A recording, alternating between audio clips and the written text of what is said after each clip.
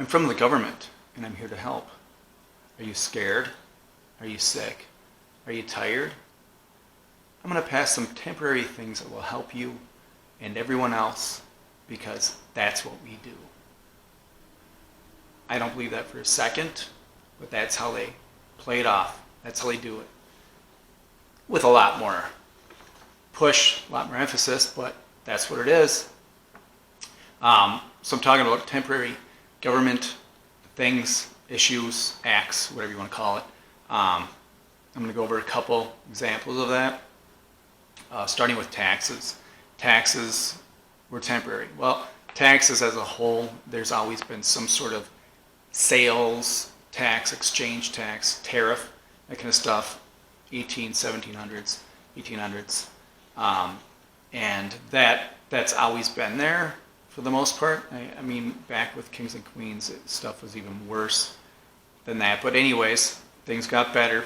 We got to a country, we declared a freedom from government, and now here we sit.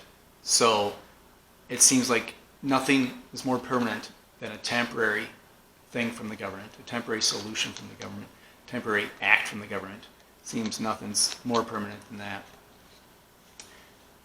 So taxes, I've got a few notes here. I'm just going to go over a couple things. The IRS, Internal Revenue Service, was supposed to be temporary. It was a measure just to help pay for World War I. When that was all said and done, when they were financed, when they had it, it was going to go away.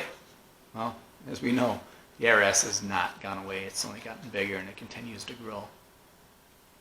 The federal income tax, that was implemented. It was unnecessary, but they sold it to us that it's going to be a temporary thing, and it's only going to focus on the ultra rich. The ultra rich.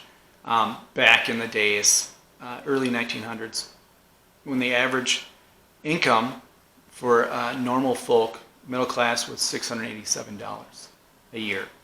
So that's yearly what they pulled in, $687.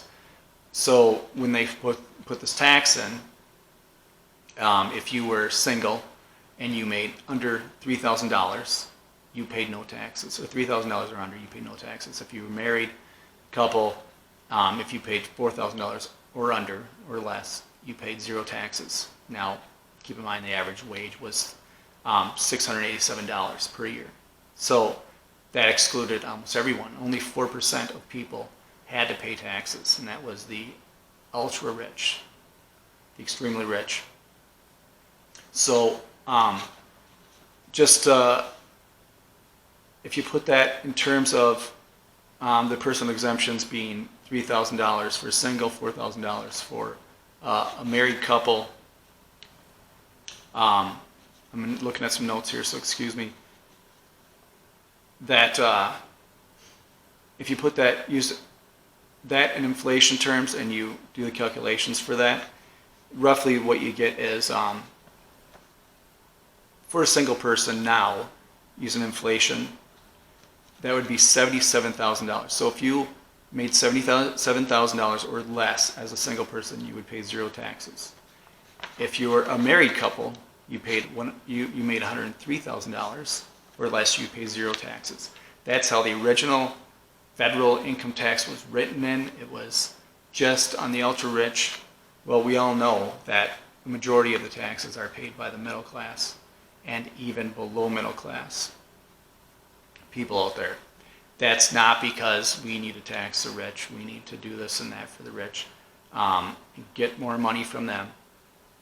Because if you're rich, you're ultra wealthy, you're a millionaire, billionaire, you can figure out there's ways in the tax code to get around paying taxes.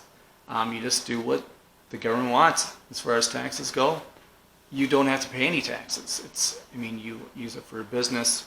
You can have a nonprofit, i.e. Bill Gates, that kind of stuff, and everything you make, it's funneled through there, and it's no longer an income. It's written off. It's for this deal or that deal, and it all falls away from having to have been taxed. So with that being said, the Social Security itself, when that was implemented, that was just a real broad brush, kind of thing, just to get things going. It was supposed to be a small thing, and the highest it was supposed to be is 2% of your income. Well, as you know now, it's 15% of your income. Half is paid by you, half is paid by your employer. If you're self-employed, you're paying 15%. And then on top of that, there's Medicare, which is more that you have to pay. And these things here, I'd like to go into deeper, but for this video, I'm not going to. Another temporary thing was 1971. Richard Nixon removed us from the gold standard. So we were under the Bretton Woods gold standard then. Earlier in the 1900s, we were under a stricter, I think a better gold standard, but the Bretton Woods came in the 30s, and we were under that in 71. Nixon temporarily took us off of that gold standard. So the dollar you could no longer exchange the dollar for gold. It was no longer worth gold. Temporarily, he said. This was 71. That's still the case. It's no longer tied to gold at all. It's never been changed back. That temporary thing has been almost 50 years. That's how temporary things in the government are. Another temporary thing was the Patriot Act. And everyone knows about the Patriot Act, I would think. It means after 2001, September 11, 2001, the Patriot Act passed.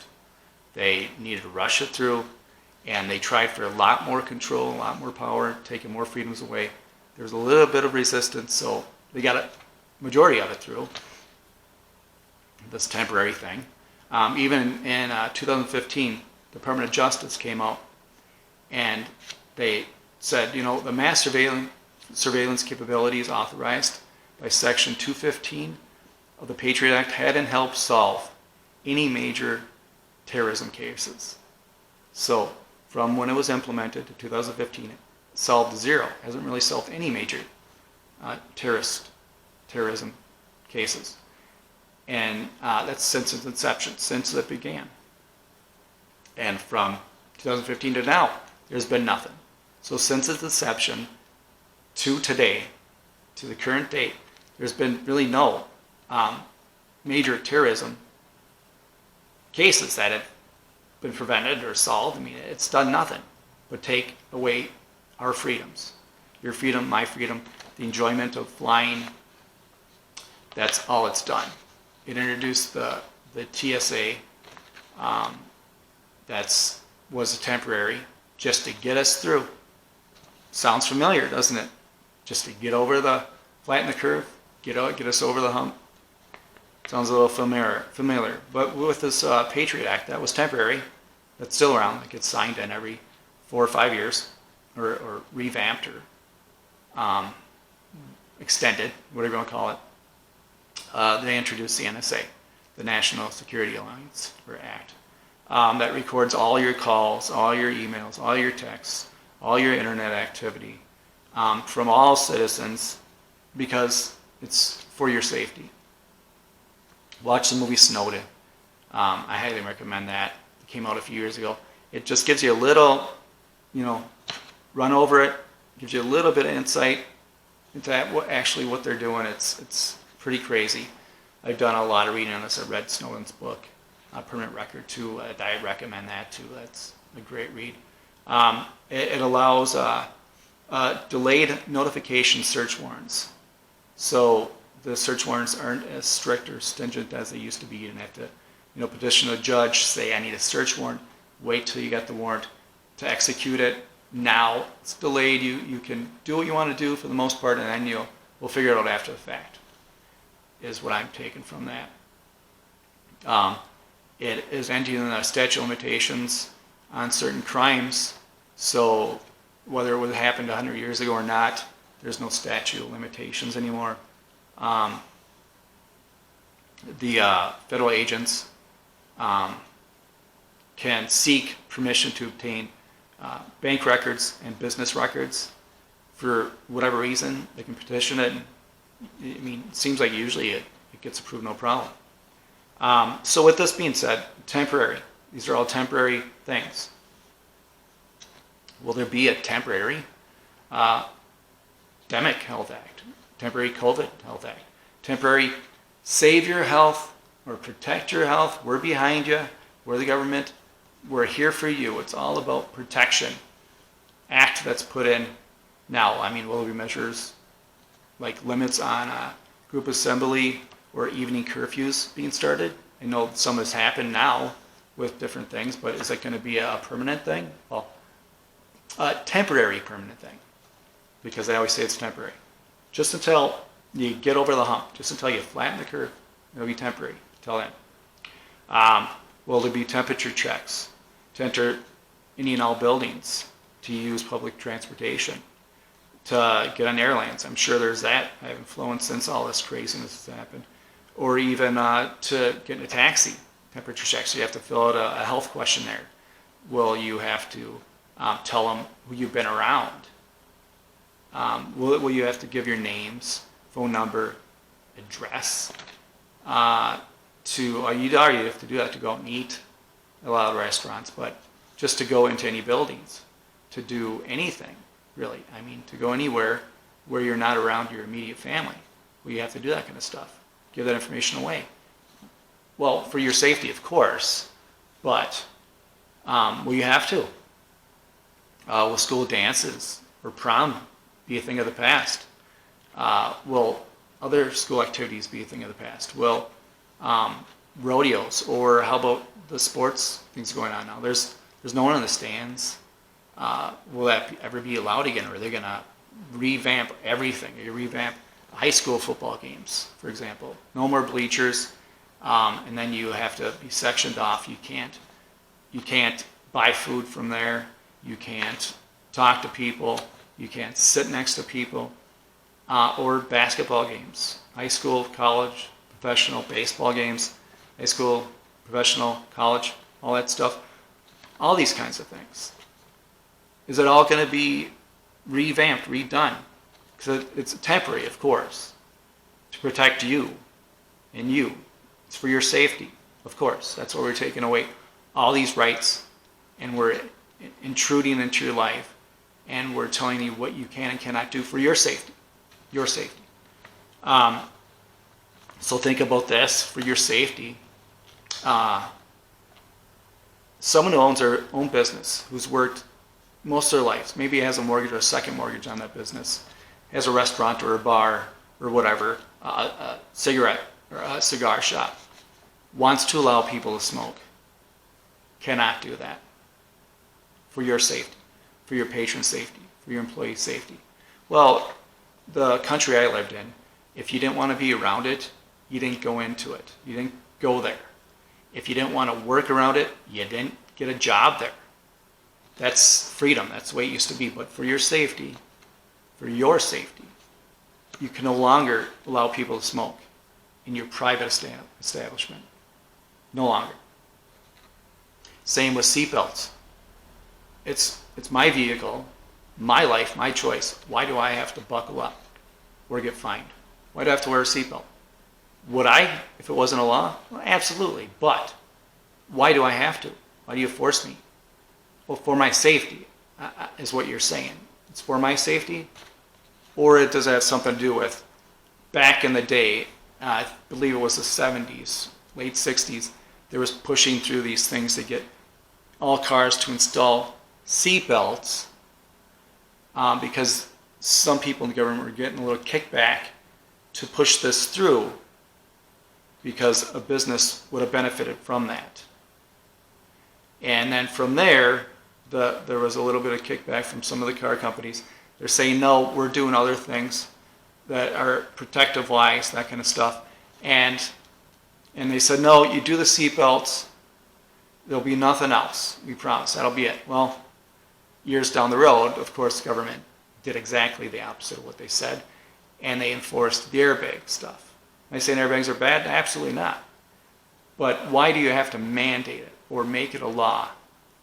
Force people to wear seatbelts. If I don't want to wear a freaking seatbelt, why do I have to? I want to, but I'm just saying, if someone doesn't want to, why do they have to? What happens if they get in an accident and they die. How's that hurt anyone else? Well, some people might say, well, it's because if they don't have insurance, it's a hospital, it's a hospital thing. I don't want to have to pay for it.